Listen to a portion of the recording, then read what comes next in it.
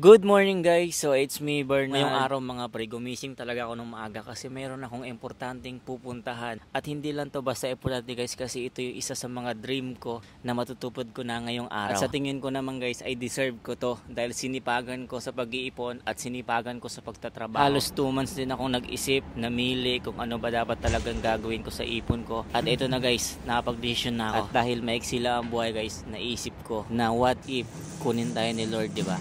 So sayang naman yung pinaghirapang panag-ipon natin. Ibili natin ang mga gusto natin at mga pangarap natin na gusto nating makamit sa buhay natin. So tara, samahan nyo. Dahil ngayong araw mga pre, ay bibilin ko na ang aking pinapangarap na big bike. Ngayong araw nga mga pre, ay bibilin ko na yung isa sa mga pinapangarap ko, ang magkaroon ng isang big bike. At ito yung napili ko guys, yung Honda CBR 650R. Na nagkakahalaga ng 500,098 pesos lang naman to guys. Kaya wag nyo muna akong utangan ngayon. So habang nagbibilang siya ng pera, ako naman nag-iisip ako kung dapat ko ba talagang bilhin o bawiin ko na lang yung pera. Kasi naman biglaan lang talaga to pangyayari na to eh. At dito ko nga nalaman sa Honda na kapag cash yung binili mo guys, ang bilis nila maglabas ng unit at ang bilis nila mag-activate ng unit. Yung tipong hindi pa tapos magbilang ng pera at pumirma sa mga pipirmahan, ay ito na yung unit, nakalabas na agad. At ito lang yung nabili ko guys, na hindi talaga ako natuwa kasi nabigla ako eh.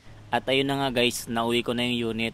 At habang nagdadrive ako, napaisipan ako kung dapat ko ba talagang bilhin to or magagamit ko ba talaga to sa buhay ko.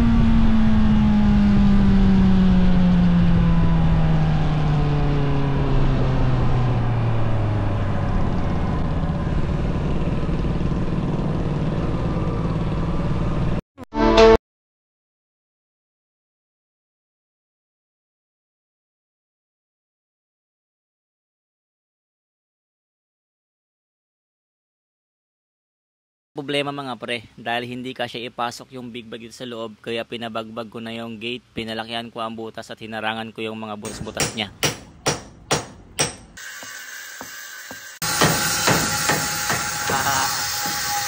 Scarlett! Scarlett! Lah, basag di okay lang yan.